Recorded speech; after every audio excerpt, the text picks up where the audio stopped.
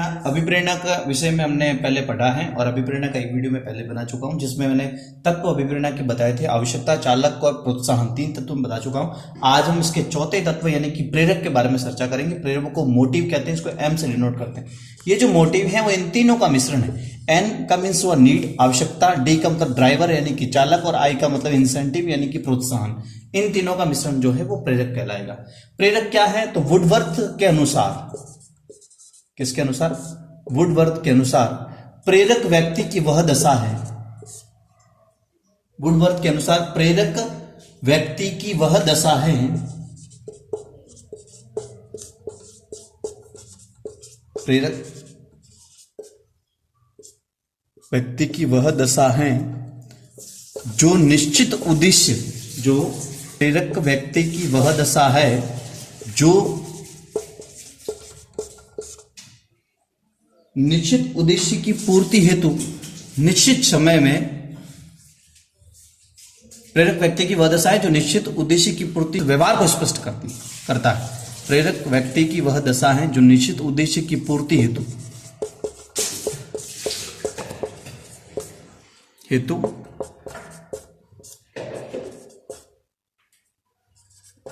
निश्चित व्यवहार को स्पष्ट करता है।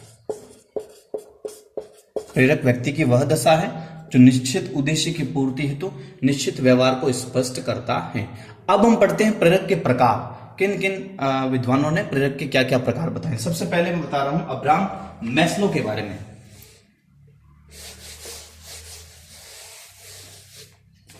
प्रेरक जो है, अब्राहम मैस्लो ने प्रेरक के 2 प्रकार बताए हैं।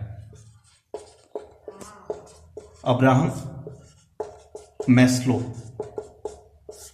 प्रेरक के प्रकार। अब्राहम मैस्लो ने प्रेरक के कितने प्रकार बताए हैं? 2। कौन कौन से? जन्मजात प्रेरक व अर्जित प्रेरक। मैस्लो कहते हैं कि कुछ प्रेरक ऐसे हैं जो बालक में जन्मजात होते हैं और कुछ प्रेरक ऐसे हैं जो कि क्या होते हैं? अर्जित होते हैं। जैसे जन्मजात की बात करें तो भूख, प्यास, ये जन्म से ही बच्चे के अंदर पहले से जो है वो होते ही हैं। भूख, प्यास, नींद, काम, मलमूत्र त्याग, ये जो है वो जन्मजात प्रेरक है। और रही बात अर्जित प्रेरक की, तो अर्जित यानी कुछ विशिष्ट ज्ञान अगर वो प्राप्त करता है तो वो अर्जित प्रेरक है।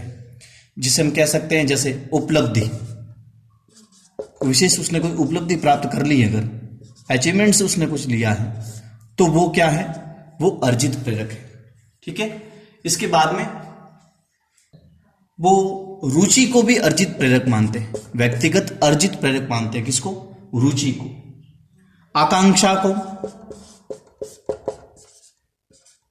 ये भी अर्जित प्रेरक है। मद व्यसन, समझ सकते हैं आप मद व्यसन का अर्थ क्या? मद का मतलब शराब, एक तरह से नशा करना, ये भी क्या है? अर्जित प्रेरक है। उपलब्धि अर्जित प्रेरक है। रुचि अर्जित प्रेरक है। आकांक्षा अर्जित प्रेरक है। मद व्यसन अर्जित प्रेरक है। और एक और नाम लिख लेता हूं मैं, आदत, ये भी अर्जित प्रेरक है। किसने बताया? अब्राहम मैस्लो ने प्रेरक के 2 प्रकार बताए हैं। चलिए आगे बात करें। गैरेट के अनुसार अब्राहम मैस्लो ने प्रेरक के कितने प्रकार बताए हैं? 2, जन्मजात और अर्जित प्रेरक। अच्छा, रुचि किसमें है? अर्जित प्रेरक में। गैरेट के अनुसार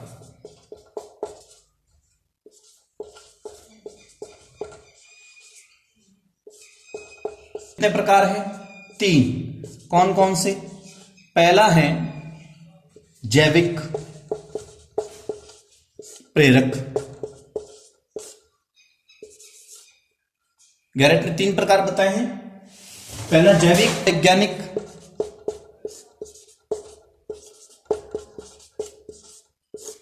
और तीसरा जो है वो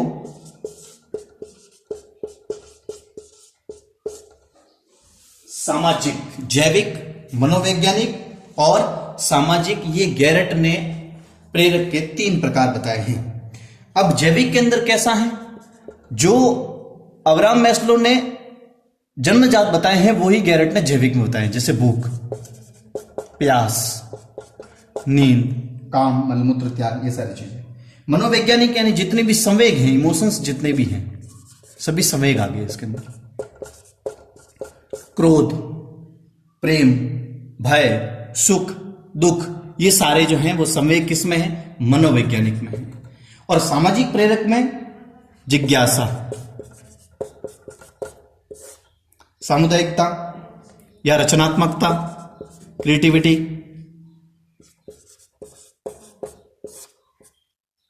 और संग्रह की प्रवृत्ति, इकट्ठे करने की, संग्रह की प्रवृत्ति, ये भी क्या है? सामाजिक। तो गैरेट की ये मैंने 3 प्रकार आपको बताए हैं, जैविक प्रेरक, मनोवैज्ञानिक प्रेरक और सामाजिक प्रेरक। अब हम बात करने वाले हैं अभिप्रेरणा संघर्ष के प्रकार। अभिप्रेरणा संघर्ष के प्रकार, मोटिवेशन कॉन्फ्लिक्ट, अभिप्रेरणा संघर्ष के प्रकार, अभिप्रेरणा संघर्ष के प्रकार। 4 प्रकार है इसका। पहला है उपागम उपागम, उपागम उपागम, इसको सकारात्मक सकारात्मक यानी ग्राही ग्राही ग्राही ग्राही भी कह सकते हैं। उपागम उपागम यानी कि 2 सकारात्मक विचारों के मध्य, 2 सकारात्मक विचारों के मध्य, 2 सकारात्मक विचारों के मध्य होने वाला संघर्ष, होने वाला संघर्ष, वो क्या है? उपागम उपागम संघर्ष है। आगे बात करें तो उपागम परिहार,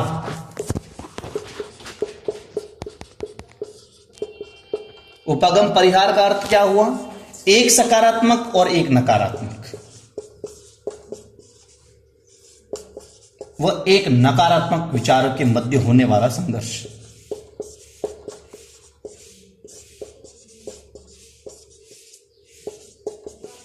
ठीक है, आगे बात करें तो परिहार, परिहार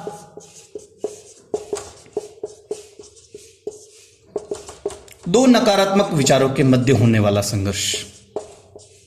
मैं आपको यह पूरा समझाऊंगा ये क्या है, इसको फॉर एग्जांपल बताऊंगा। 2 नकारात्मक विचारों के मध्य होने वाला संघर्ष।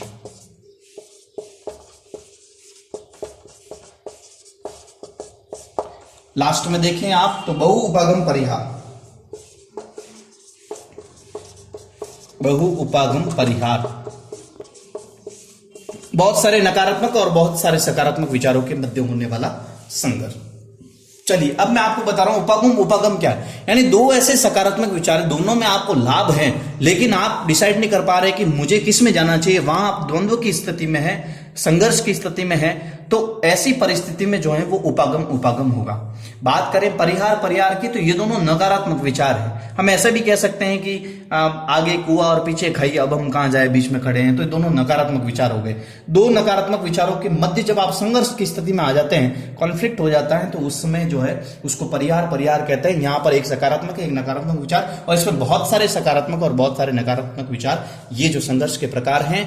आज के लिए इतना ही। नेक्स्ट हम अगले वीडियो में और भी कवर करने वाले हैं। अभी हमने इससे पहले पढ़ा अभिप्रेरणा का मांग सिद्धांत, आपको याद रखना है, अब्राहम मैस्लो, और व्यक्तित्व का मांग सिद्धांत किसने दिया था? हेनरी वन मूरे ने दिया था। बहुत बहुत धन्यवाद।